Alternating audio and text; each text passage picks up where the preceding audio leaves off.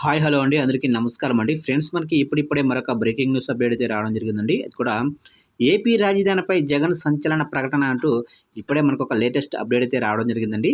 అయితే ఎట్టకేలకు సీఎం జగన్మోహన్ రెడ్డి గారు ఏపీ రాజధానిపై క్లారిటీ ఇచ్చారు.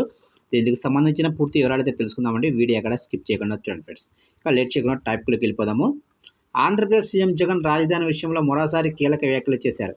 ప్రస్తుతం విశాఖ పర్యటనలో ఉన్న సీఎం జగన్ ఎన్నికల తర్వాత ఏపీ రాజధాని విశాఖపట్నం ఉంటుందని, తాను గెలిచిన తర్వాత విశాఖలోనే మరోసారి సీఎంగా ప్రమాణ స్వీకారం చేస్తానని, విశాఖలోనే ఉంటానని అన్నారు.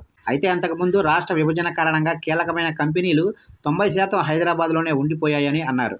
అలాగే రానున్న కాలంలో తాను మరోసారి సీఎంగా వచ్చి విశాఖను ఎకనామిక్ గ్రోత్ ఇంజిన్లా మారుస్తామని, విశాఖను పాలనా రాజధానిగా చేయటం వెనుక నా వ్యక్తిగత స్వార్థమేమీ లేదని చెప్పుకొచ్చారు. అయితే అమరావతిని తిరిగి రాజధానిగా ఏర్పాటు చేయాలంటే లక్షల కోట్లు అవసరం అన్నారు. కానీ విశాఖలో ఇప్పటికీ అన్ని సౌకర్యాలు ఉన్నాయన్నారు.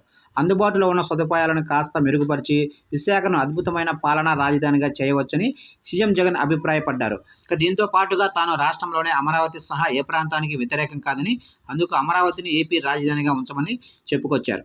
చూశారు కంటే మొత్తం మీదుగా సీఎం జగన్మోహన్ రెడ్డి గారు మరోసారి క్లారిటీ ఇచ్చారు.